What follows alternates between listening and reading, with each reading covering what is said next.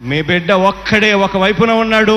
మీ బిడ్డకు వ్యతిరేకంగా ఏ రోజు ఫలాని మంచి చేశాము అని చెప్పుకునే దానికి ఒక్కటంటే ఒక్కటి లేని వాళ్ళంతా కూడా ఈ రోజు ఏకమవుతా ఉన్నారు. ఈ యుద్ధంలో నా ధైర్యం మీరు, ఈ యుద్ధంలో నా నమ్మకం మీరు, ఈ యుద్ధంలో నా ఆత్మవిశ్వాసం మీరు. మన జగనన్నే సిద్ధమాయే, యుద్ధము చేయ మన జగనన్న సిద్ధమాయే, యుద్ధము చేయ